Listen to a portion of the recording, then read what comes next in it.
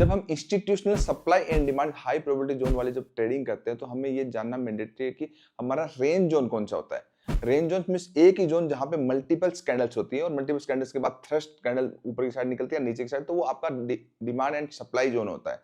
तो range zone जो भी होता है वो रेंज जोन आपका हायर टाइम फ्रेम का पीवट हो सकता है। चलिए हम डिटेल में समझते हैं कि रेंज जोन क्या होता है।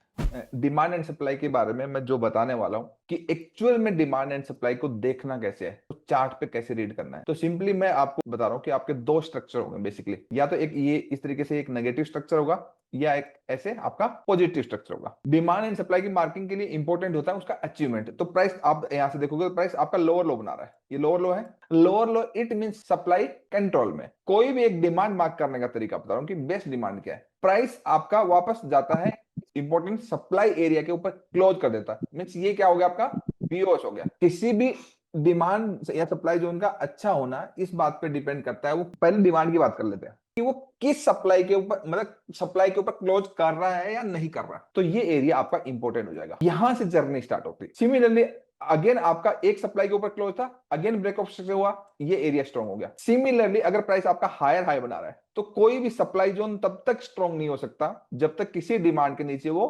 क्लोज नहीं करता। तो ये सप्लाई जोन स्ट्रॉन्ग होगा, इधर ये सप्लाई जोन स्ट्रॉन्ग होगा।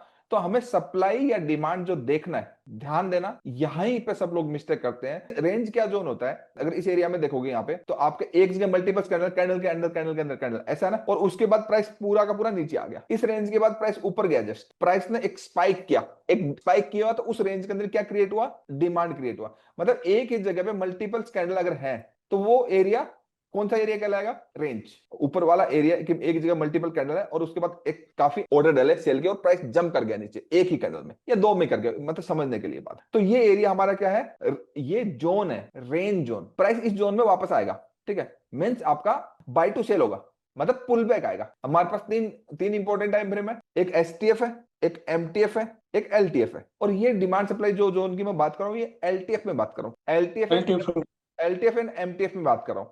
लेकिन एसटीएफ में हो सकता है कि आपका रेंज जोन बने और एसटीएफ के अंदर है वो सिंगल कैंडल भी तो बन सकता है, मतलब हायर टाइम फ्रेम की एक कैंडल और लो टाइम फ्रेम की मल्टीपल कैंडल हो सकती है। तो हमें एसटीएफ में देखना है सबसे पहले, एमटीएफ में देखना है, एलटीएफ में देखना है। रेंज जोन समझ में आया। तो जो रेंज जोन है वो एसटीएफ का पीवट हो सकता है। पीवट का मतलब सिंगल कैंडल जोन। जैसे आप यहां पे देखोगे एक एक कैंडल है, प्राइस ऊपर जा रहा था, ऊपर जाने के बाद जस्ट पूरा का पूरा नीचे आया, उसके बाद बाय टू सेल, मतलब इंस्टीट्यूशन ने वापस बाय किया और इतना स्लो किया कि रिटेल ट्रेडर का पेशेंस ही जवाब दे जाएगा, उसके बाद मार्केट गिरेगा।